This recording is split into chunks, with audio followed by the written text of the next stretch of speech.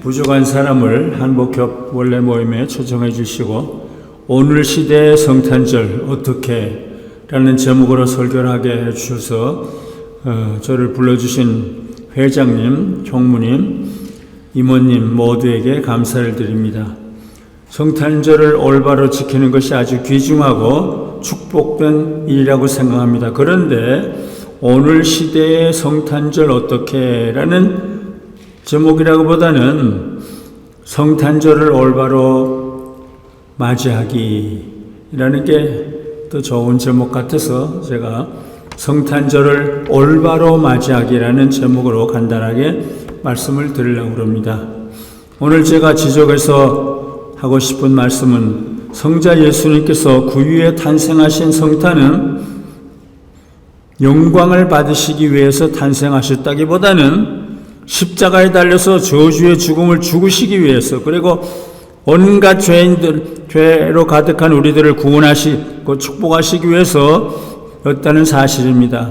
결국 성탄은 기쁘고 즐거운 노래를 부르면서 축하하기보다는 감사와 고마움의 노래를 부르면서 성부, 성자, 성령 하나님께 영광을 돌려야 한다고 생각합니다. 제물되는 삶을 사시다가 제물되는 죽음을 죽으시기 위해서 탄생하신 성자 예수님께 감사와 고마움의 노래를 부르면서 눈물을 흘리고 울어야 한다고 생각합니다. 성탄절에 귀중한 선물을 주고받으면서 기쁘고 즐거워하는 것보다는 감사와 고마움의 노래를 부르면서 눈물을 흘려야 한다고 생각합니다. 제가 2008년 1월에 강변교회에서 은퇴했는데 그해 12월 성탄절을 맞아서 강변교회에 와서 성탄의 기쁨과 슬픔과 사랑, 기쁨뿐만 아니라 성탄의 기쁨과 슬픔과 사랑 이야기라는 제목의 설교를 했는데 그때 한 설교의 일부를 간단하게 인용을 하려고 합니다. 제가 그때 이렇게 얘기했습니다. 하나님의 아들 예수님께서 아기로 탄생하신 성탄은 이 세상에서 가장 기쁜 날인 동시에 가장 슬픈 날이었습니다. 성탄의 밤에 천사가 나타나서 목자들에게 이렇게 말했습니다. 무서워 말라. 보라, 내가 온 백성에게 미칠 큰 기쁨의 소식을 너에게 전하노라. 오늘날 다윗의 동네에 너를 위하여 구주가 나셨으니 곧 그리스도 주시니라. 그러나 성탄은 세상에서 가장 슬픈 날이었습니다. 하나님의 아들이 세상에 오셨는데 아무도 하나님의 아들을 맞이하지도 않았고 환영하지도 않았기 때문입니다. 하나님의 아들이 사람의 모습으로 아기로 태어나려고 했을 때 태어나실 것이 아무것도 없었습니다. 결국 아기 예수님은 말과 소들이 여물을 먹는 구유에 태어나셨습니다. 성탄의 슬픔은 거기에 그치지 않았습니다. 아기 예수님은 태어나시자마자 애굽으로 피란을 가야만 하셨습니다. 결국 마리아와 요셉은 아기 예수를 데리고 애굽으로 피란을 갔습니다. 요셉이 일어나서 밤에 아기와 그 모친을 데리고 애굽으로 떠나가 헤롯이 죽기까지 거기 있었으니 하나님의 아들 예수님께서 아기로 탄생하신 성탄은 이 세상에서 가장 기쁜 날인 동시에 가장 슬픈 날이었다고 생각합니다. 그러나 동시에 감동적이고 아름다운 사랑이 나타난 날이었습니다. 아무도 거들떠보지 않았는데 동방으로부터 박사들이 아기 예수님을 경배하기 위해서 찾아왔습니다. 아기 예수님을 사랑하고 사모하는 마음으로 가장 귀중한 선물을 준비해 가지고 아기 예수님께 경배하기 위해서 동방으로부터 박사들이 먼 길을 찾아왔습니다.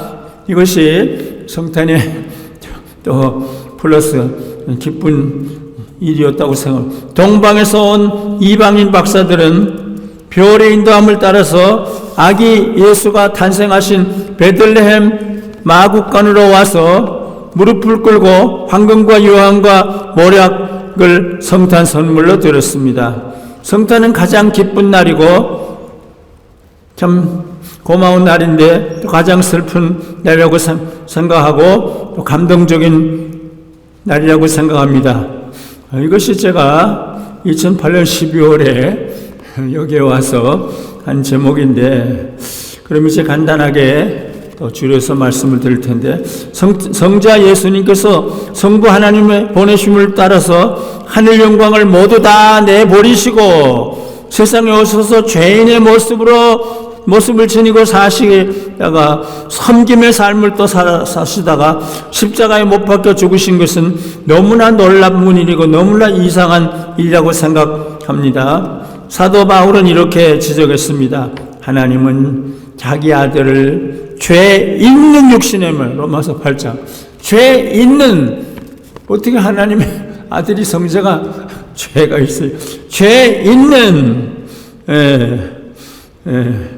모양으로, 죄 있는 육신의 모양으로 보내셨다고 그랬어요. 우리에게 율법의 요구를 이루어지게 하려 하심이라, 그렇게 사도 바울이 지적을 했죠. 성자 예수님께서는 다음과 같은 또 말씀을 하셨어요.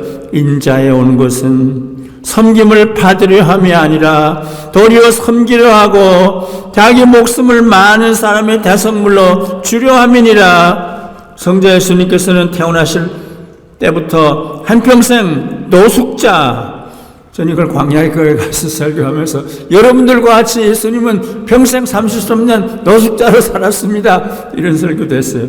노숙자와 피난민으로 사셨습니다. 예수께서 이르시되 여우도 굴이 있고 공중에 새도 거처가 있으되 오직 인자는 나는 머리 둘 곳이 없다 하시더라. 성자 예수님께서는 십자가에 못 박혀 죽으시면서 자기를 못 박는 로마 군인들을 위해서 사죄의 기도를 들으셨고 함께 십자가에 달려서 죽어가는 강도의 구원을 주권하시기까지 하셨습니다. 아버지여 저희를 사하여 주옵소서. 자기 하는 것을 알지 못함이니이다. 그리고 또 내가 진실로 내게 이르노니 오늘 내가 나와 함께 낙원에 있으리라. 어떻게 이런 말씀을 하셨을까? 부족한 우리들이 성탄절을 어떻게 이제 결론적으로 맞이해야 하겠습니까? 선물을 주고받으면서 기쁘고 즐겁고 재미있게 지내야 하겠습니까? 저는 중학생 때 대구에서 살았는데 크리스마스 때 교회 친구들이 너무 즐겁게 노는 모습을 바라보면서 성탄은 슬픈 날인데 너무 즐겁게 노는 것은 잘못이라고 제가 말한 일이 있었습니다. 회개하면서 기도해야 하고 감사하면서 지내야 할 날이라고 말한 일이 있었습니다. 하나님의 아들 성자 예수님께서 아기로 탄생하신 성탄은 이 세상에서 가장 기쁜 날인 동시에 가장 슬픈 날이었습니다. 제가 아주 오래전에 강변교회에서 성탄에 대한 설교를 했더니 제 설교를 들은 어떤 어린 학생이 저에게 이렇게 얘기를 했어요. 이번 성탄절에는 선물을 많이 받으려고 하지 말고 십자가에 달려서 죽으시기 위해서 탄생하신 예수님을 생각하면서 고마움과 감사를 지니고 가볍게 지내야 하겠습니다. 어떤 아이가 저한테 그랬어요. 그렇습니다. 우리들이 성탄절을 맞이할 때 세상을 이처럼 사랑하사 성자 예수님을 세상에 보시는 성부 하나님께 감사와 찬송과 영광을 돌리고 성부 하나님으로부터 보내심을 받아 세상에 오시게 된 구유에 탄생하신 성자 예수님께 감사와 찬송을 돌려보내야 되고, 그리고 이런 놀라운 사실을 깨달을 수 있도록 우리들을 감동하시는 성령님께 감사와 찬송을 돌려야 한다고 생각합니다. 그러기 위해서는 성부, 성자, 성령 하나님께서 기뻐하시는, 성부, 성자, 성령 하나님께서 뭘 기뻐하시고? 회개. 어거스틴은 마지막 죽을 때 열흘 동안 회개만 하고 딴 건 다 안 하고 회개만 하고 죽은 일도 있고, 우리 신앙의 선배님들이 그랬는데 회개, 그리고 부족하지만 정성껏 예배드리는 것, 예배드림의 삶과 모두를 끌어안고 다 사랑하는, 불쌍한 사람들을 끌어안고 예수님처럼 사랑하는 막달라 마리아 인간 쓰레기도 다 끌어안을 수 있는 사랑과 도움의 삶과 그 다음 화해와 평화와 하나됨을 이루는, 어떻게 자기를 못 박는 로마 군인들을 위해서 기도하셨을까? 그리고 베드로와 사도 바울을 로마로 가서 순교하라고 그랬을까? 어떻게 그런 삶을 살다가 죽으셨을까? 재물되는 죽음을 죽는 일, 너무 심각하고 너무 깊은 이야기를 해서 죄송하게 생각하는데, 성탄절에 선물을 주고받는 즐거움에 그치지 말고 성자 예수님께서 사신 가난과 고난과 슬픔과 아픔과 죽음의 삶을 우리도 조금이라도 닮아갈 수는 없을까, 그런 생각을 해봅니다. 성부 하나님께서 우리들 모두에게 긍휼과 용서와 자비와 사랑과 은혜와 축복을 베풀어 주셔서 부족한 우리들로 하여금 성탄의 주님을 올바로 맞이하고, 그리고 십자가의 주님을 올바로 영접하는, 올바로 전하는 하나님의 자녀들이 다 되시기를 간절히 바라고 소원합니다. 감사합니다.